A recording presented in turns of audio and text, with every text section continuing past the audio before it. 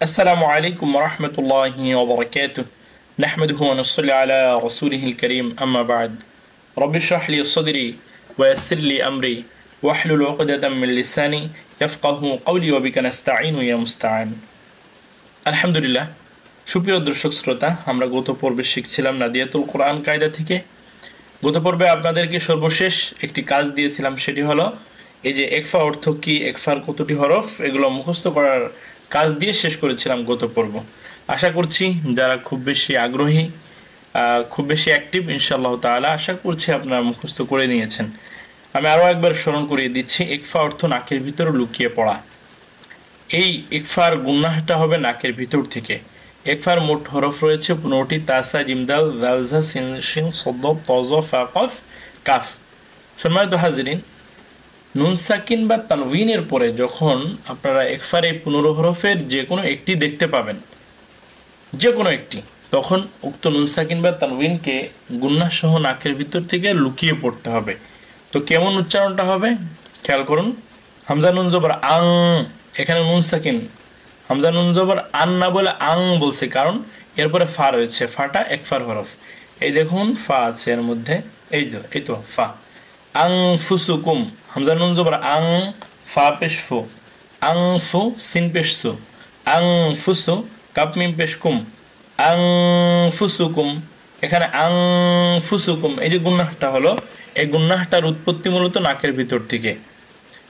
ফা জবর ফা, হামজা নুন জবর আং, ফা আং, জাল র জবর জার, ফা আং জার, তা পেশ তু, কাপ মিম পেশ কুম, তুকুম, ফা আং জার তুকুম।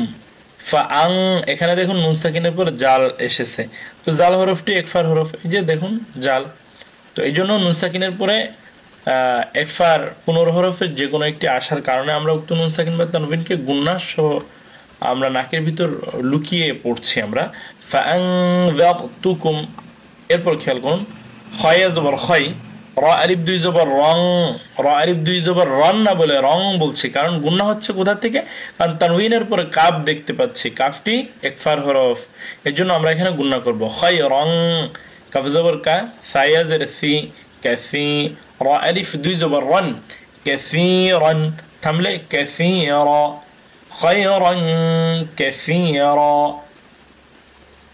نون ألف زبر نا، را ألف দুই জবর রং, না রং, না রন না বলে না রং কেন বলছি, কারণ তারপরেই আমরা দেখতে পাচ্ছি তা এসেছে, তা একফার হরফ, এই জন্য তানউইনের পরে একফার হরফ আসলেই আমরা সেটা গুন্নাহ করব, নাকের ভিতর থেকে গুন্নাহ উচ্চারিত হবে। না রং, তা জবর তা, লাম য জবর লাভ, তালাভ, য খাড়া জবর য, তালাভ, নারন তালাযা। কফ জবর কও, লাম আলিফ দুই জবর লাং, কওলাং, সিন জবর সা, দাল ইয়া জের দি, সাদি, দাল আলিফ দুই জবর দান, সাদিদান, থামলে সাদিদা, কওলাং সাদিদা। আইন ইয়া জবর আই, নুন দুই পেশ নুন, আইনুন, আইনুন না বলে আইনুন বলো, কারণ তানউইনের পরে আমরা দেখতে পাচ্ছি জিম এসেছে একফার হরফ। আমরা যে হরফটি পড়ব তার বামের দিকে আমরা লক্ষ্য রেখে ওই হরফের উচ্চারণ করব, তাহলে ভুল হওয়ার সম্ভাবনা কম থাকবে। কারণ আইন নিয়ে যাবার আই নুন দুই পেশ নুন, আইনুন বলে এরপরে জিম বলতে গিয়ে তখন আমরা যখন দেখব যে তানউইনের পরে জিম এসেছে, গুন্নাহ করা প্রয়োজন, তাহলে এর উচ্চারণটা সঠিকভাবে হবে না, বারবার আমাদেরকে মানে রিপিট করতে হবে। এই জন্য আমরা বামের হরফের দিকে খেয়াল রাখবো।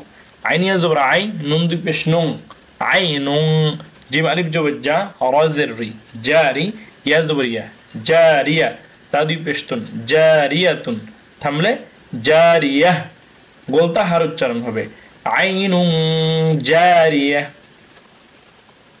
মিম নুন জের মিন, শিন র জবর শার, মিন শার, ওয়া লাম জের রিল, মিন শাররিল, ওয়া সিন জবর ওয়াস, ওয়া আলিফ জবর ওয়া, ওয়াস ওয়া, সিন জের সি, ওয়াসওয়াসি, থামলে ওয়াসওয়াস, মিন শাররিল ওয়াসওয়াস।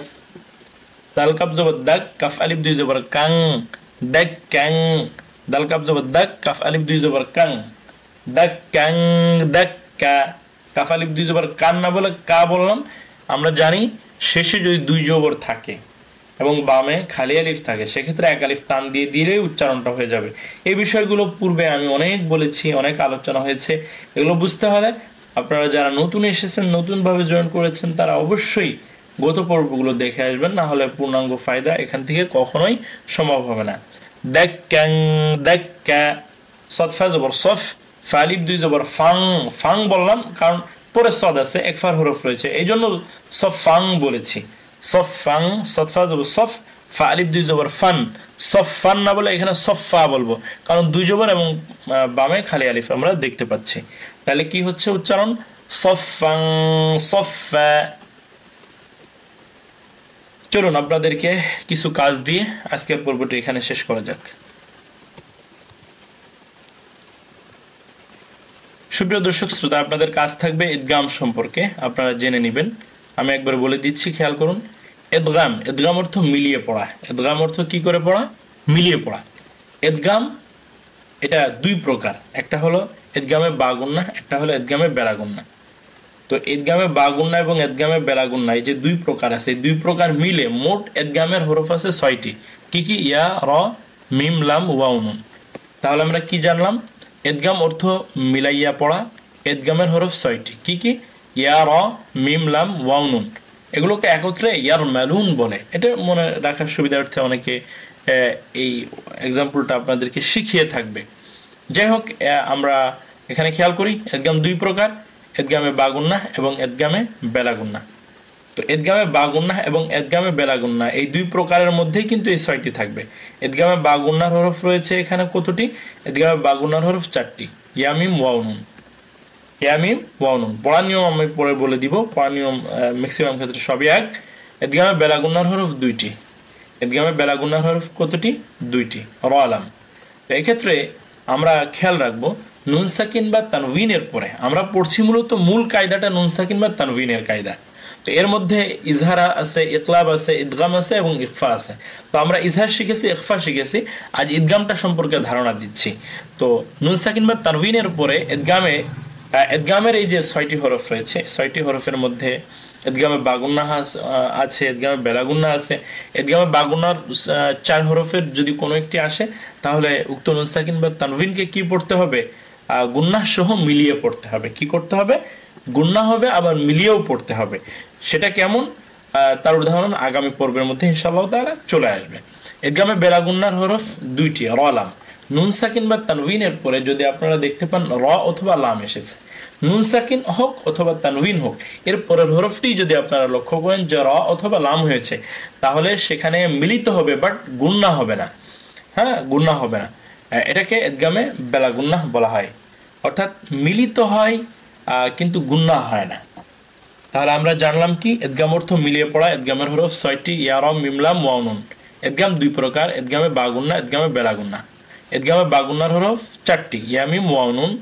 নুন সাকিন বা তানভিনের পরে ইদগামে বা গুন্নার এই 4 হরফের কোনো একটি আসলে উক্ত নুন সাকিন বা তানভিনকে গুন্না সহ মিলিয়ে পড়তে হয়। আর ইদগামে বেলা গুন্নার হরফ 2টি, র, লাম। নুন সাকিন বা তানভিনের পরে ইদগামে বেলা গুন্নার 2 হরফের যে কোনো একটা যদি আসে, তাহলে উক্ত নুন সাকিন বা তানভিনকে কি করতে হয়? গুন্না সা মিলিয়ে পড়তে হয়। তো আপনারা আজকের এই যে পড়াটি আপনাদেরকে দিয়ে রাখছি, এটি আপনারা কমপ্লিট করে রাখবেন ইনশাআল্লাহ তাআলা। তাহলে পরবর্তী যে ক্লাসটি আমরা নিব বা যে ভিডিওটি আপলোড করব, সেটা আপনাদের জন্য অত্যন্ত সহজ হয়ে যাবে। তো সুপ্রিয় দর্শক শ্রোতা, বিদায় নিব তার আগে বলে রাখবো, দিন প্রচারের সাথে ভিডিওটি বেশি বেশি করে শেয়ার করবেন, এবং যারা অনলাইনের মাধ্যমে আমার থেকে কোরআন শিখতে চান, আগ্রহী আছেন, তারা আমাকে ডিসপ্লেতে শো করার যে নাম্বার আছে, এই নাম্বারে যোগাযোগ করে আমার থেকে সময় বা টাইম শিডিউল নিয়ে শিখে নিতে পারবেন। তো আজ এই পর্যন্ত বিদায় নিচ্ছি। আল্লাহ হাফেজ। আসসালামু আলাইকুম ওয়া রাহমাতুল্লাহি ওয়া বারাকাতুহু।